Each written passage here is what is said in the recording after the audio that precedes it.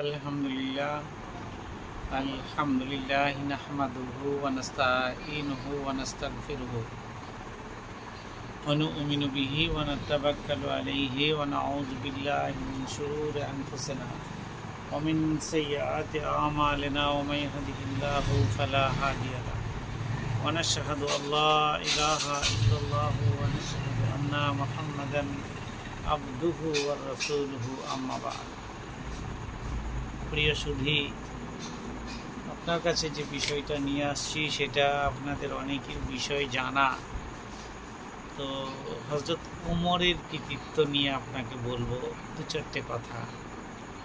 আপনি বুঝতে পারছেন হযরত উমর রাদিয়াল্লাহু তাআলা আনহুর কি কৃতিত্ব ছিল, আপনি আমি কতটুকু জানি সেটাই বিষয় নিয়ে আপনার সামনে বলবো।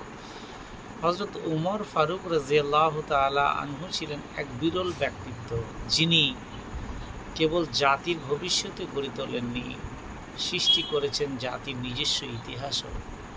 তার 10 বছর শাসনকালে ইসলামের ইতিহাসের একটি অন্যতম সোনালী অধ্যায় বলা যেতে পারে। কিন্তু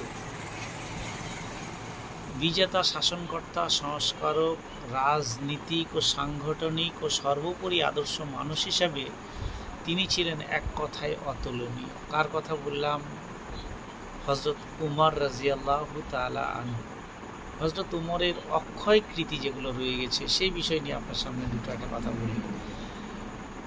ইসলামী সাম্রাজ্যের অনুভূতি বা বিস্তৃতি কিভাবে আপনাকে বোঝাবো? মহানবী মুহাম্মদ সাল্লাল্লাহু আলাইহি ওয়াসাল্লাম আরবে ইসলামী সাধারণতন্ত্রের সূচনা করেছিলেন প্রথম খলিফা হযরত আবু বকর রাদিয়াল্লাহু তাআলা আনহু।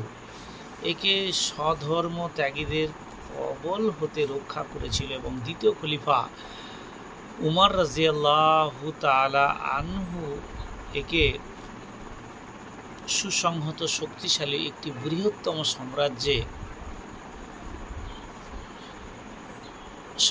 পরিণত করেছিলেন। তার শাসন আমলে প্রবল শক্তিধর পারস্য রোমান সাম্রাজ্য বিজিত হয়েছিল। বৈশিষ্ট্যপূর্ণ প্রশাসনিক ক্ষমতা বা পরিকাঠামো তিনি কিভাবে গড়েছিলেন সেই বিষয়টা আপনাকে বলছি। গণতান্ত্রিক ব্যবস্থাই ছিল হযরত উমরের প্রশাসনিক প্রধান বৈশিষ্ট্য। কুরআনের নির্দেশ এবং মহানবী মুহাম্মদ সাল্লাল্লাহু আলাইহি ওয়াসাল্লামের অনুসারে তিনি প্রশাসক পূর্ণাঙ্গ সুনির্দিষ্ট রূপ দান করেন। তিনি একনায়কতন্ত্রের পরিবর্তে গণতন্ত্র, নির্বাচনের মাধ্যমে খলিফা নিযুক্ত উপদেষ্টা পরিষদের মতানুসারে প্রশাসনিক কাঠামো ও কর্মক্রম গ্রহণ করেন। তাহলে আমরা হযরত উমর রাদিয়াল্লাহু তাআলা আনহু সম্বন্ধে অনেক কিছু জানলাম। তা জানার পরও আরেকটা সবথেকে বড় জিনিস আপনি আমি সবাই জানি, তিনি আল্লাহ তাবারক ওয়া তাআলার নবী, প্রিয় হাবিব হযরত মুহাম্মদ সাল্লাল্লাহু আলাইহি ওয়াসাল্লামের প্রতিজ্ঞা করলেন যে মুন্ডু ছেদন করবেন তবে তিনি বাড়ি ঢুকবেন। সেই উমর রাদিয়াল্লাহু তাআলা আনহু ইসলামের ছত্রতলায় এসে ইসলামকে ভালোবেসে সে এত বড় খলিফা আল্লাহ তাবারক ওয়া তাআলা তাকে বানালো, যে রাস্তা দিয়ে তিনি হাঁটতেন সেই রাস্তায় শয়তান পর্যন্ত হাঁটত না।